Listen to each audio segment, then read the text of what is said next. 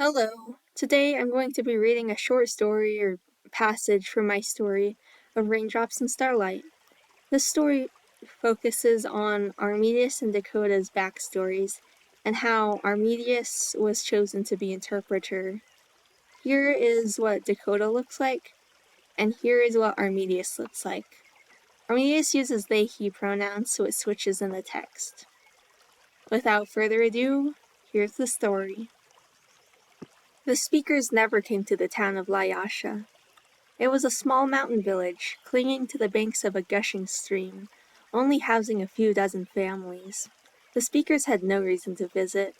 So when the parade carrying the banner of the Speaker of the Sunset strode into town, blasting their music and declaring themselves with bright, garish colors, no one was quite sure what to make of it. Dakota strolled next to her friend Armedius as they trailed after the parade, curiosity drawing them in. "What do you think's going on?" Dakota asked Armedius, struggling to be heard over the shouts and music. He shrugged. "Giving away a prize? A plea from the speaker?" He thought for a moment, then said, "Maybe they're announcing the interpreter." Dakota swung her head back at the procession, startled by the notion. The interpreter of the sunset, who would train under the speaker until the speaker died, would become one of the three supreme priests who ruled over the kingdom of Reakiali, as both the messenger of the gods and the leader of the people.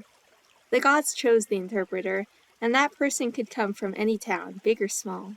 But Lyasha? Never would Dakota have imagined it would come and disturb their small village. "Good thing I'm not a candidate," she muttered. Armedius made a slight sound, something between a sigh and a mutter. "What? You know what I'm like. As if the gods could put shackles on my feet and expect me to thank them for it."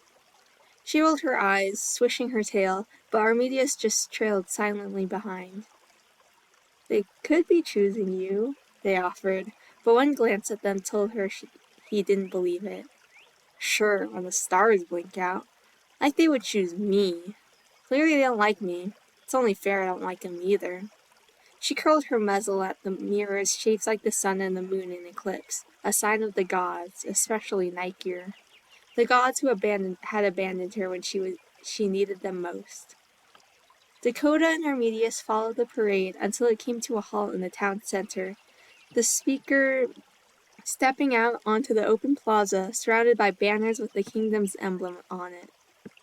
Nearly the whole town had gathered, whispers and murmurs filling the plaza as people speculated what would happen and who might be chosen as interpreter. A drum beat loudly. Once, twice. The crowd quieted it down. Eyes turned expectantly to the Speaker of the Sunset. "Greetings, people of Lyasha Khan. It is my pleasure to be here and meet all of you wonderful souls." Their gaze swept around the crowd, a smile on their face. "At the last half-moon meeting, the gods revealed to me who would train under me to become the next interpreter of the sunset." The crowd began to buzz as people wondered who would be chosen. The speaker lifted up a crown, letting it catch the sunlight so that the glass and mirrors were brilliantly blinding. In the center, the mirrors were dyed to look like the sun eclipsed by the moon, surrounded by glass, crystals, and mirrors, representing a mix of corporeal and spiritual energy. Nigir, the patron god of the Speaker of the Sunset, was the god of the Everrealm, the realm in between the living and dead worlds. They protected the mixing of energy. The crowd gasped, taking in this once-in-a-lifetime sight. The speaker smiled. "This is the crown that the next interpreter shall wear. They will be bestowed the highest honor to work directly under the gods, and will be entrusted with the safety of the kingdom. They will dedicate the rest of their life to the service of the kingdom and the gods." Their gaze swept the crowd, and they smiled again. "The next interpreter of the sunsets will be—" The air was tense, as if the entire crowd was holding their breath. "Armedius Movek." The crowd was stunned into silence for a second. Then one started cheering, and another, until the whole town was filled with applause. Dakota turned to Armedius, who stood stunned, his eyes wide. He turned slowly to Dakota, their mouth agape. Then they seemed to snap back into reality. "Me?" Their eyes darted around frantically, seeking confirmation that this was real. "Yeah, Armedius Movek. Dakota was in shock. She tried to blink back the tears as she looked at her friend. Whoa. He looked around at the cheering faces around him, the crowd that had begun to part to create a passageway to the speaker. He tentatively slithered forward. Wait, Dakota said, reaching for them. They turned to look at her, question in their eyes. She felt her throat close up, then mumbled, Are you really going to join them? He glanced back at them. Of course I am. It's the opportunity of a lifetime, the chance to become something greater than anything either of us could ever imagine.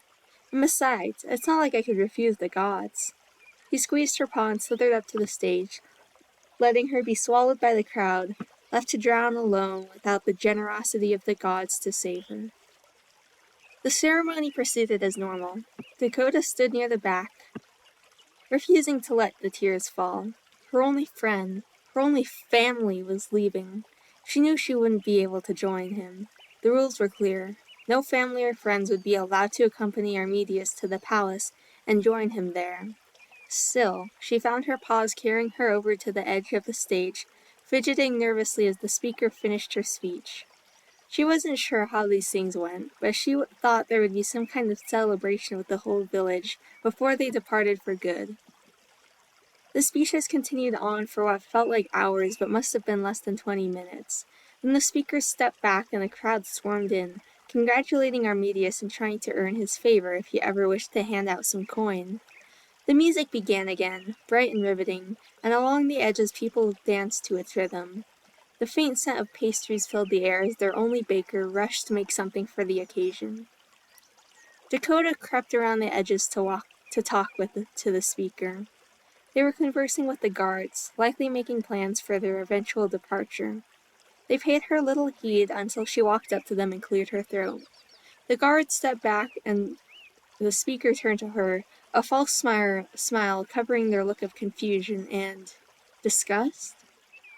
Hello, she began awkwardly. Stars, she hated the speaker. Their smug, stupid face and the gaudy baubles they wore in decoration, declaring their love for the gods and their high position for all the world to see, as if the rest of them weren't already aware of their unholy peasant status. They were already looking down at her as if she was a waste of their time. Well, too late to go back now. I'm, Dakota, Armedius' friend. The speaker dipped their head. Dakota, may the stars shine brightly for you. Is there something you would like to say? Dakota felt heat creeping up her fur. I know it's not usually allowed, but is there any possibility that I could join Armedius in the Sky Palace? The speaker shook their head sadly, and Dakota's stomach dropped. My deepest apologies, dear, but the rules are clear. No one is to join the interpreter in their passage to the palace. It just can't be done. The speaker began to turn away, but Dakota wasn't done. As much as she hated it, she started to beg. Please, I have no one else. The speaker considered her for a moment, then shook their head again. Sorry, but we cannot bring you with us. You'd better say goodbye to your friend before we leave now. Before Dakota could interrupt, the speaker abruptly turned around and strutted over to their guards. Dakota watched her go, then turned and slipped into the crowds, anger roiling in her stomach. Dakota waited until the people dispersed enough for her to see her friend before she approached him. Congratulations, she murmured, unable to keep the bitterness out of her voice. Dakota, I can't believe this is happening, they exclaimed, wrapping her in a hug. She reciprocated glumly, and he quickly pulled back, looking into her eyes. Hey, don't look so down. I know this isn't something you're particular to, but could you at least pretend to be happy for me? Their face was so pleading, so hurt, that for a moment she was tempted to concede, to proclaim her joy for them. But she couldn't do that. She wouldn't lie to her friend. Trying to push the anger down, she said, I can't, Armedius. They're taking you. They're stealing you from your only true family, your home, so you can go serve the stupid gods. Tears threatened to spill as the resentment oozed in her voice. I've been chosen to become the interpreter of the sunset, Dakota. He took her paw. I know how you feel, but this is incredible. I'm going to become one of the greatest people in the kingdom, the supreme ruler and the speaker of the gods. I'll be able to make an actual change for once. I'll be able to create something bigger than myself." She put her paw down, her gaze locking with his. "And who will you be serving? Who will you be creating change for? The gods, Armedius. The gods who stood and watched as your first family was slowly stripped away from you, sent them to fight in a futile war." Armedius flinched, looking away. She felt the anger storm inside her, clouds threatening to rain downpour. "But fine. If you want to become another slave, go right ahead." She whirled around and stormed off, ignoring his cries as the waves of the crowd drowned out his meager voice. Dakota was alone that night. He did not come to their ramshackle home, sleep in the bed he always had since they were kids. Instead, they were off somewhere else, enjoying the luxury that the speaker had to offer. When she awoke, she felt the sting of their absence like a wave, crashing into her and nearly knocking her over. Begrudgingly, she trudged to the town center. The speaker and the procession would be leaving today after some more speeches, and that would be the last time she saw her friend. Taking a deep breath, she plowed onwards. Maybe she was being selfish. Maybe she should just be happy for her friend. But the anger coursed through her veins, years of pent-up resentment for the gods, and she was not able to let this go. She knew what she had to do. The speaker of the sunset was jabbering on about faith to the kingdom and piety to the gods, yada yada yada. Dakota lurked near the back row, silently making her way to the edge of the stage unnoticed. She waited until Armedius began to slither forward to make her presence known. "Hey!" she yelled, strutting forth so that the audience could get a clear view. Armedius paled and a flash of fury darted across the speaker's face before being concealed in a mask of patience. "Dear, we're in the middle of an important ceremony right now. Please stand back." Behind them, the guards tensed up, ready to take Dakota with force.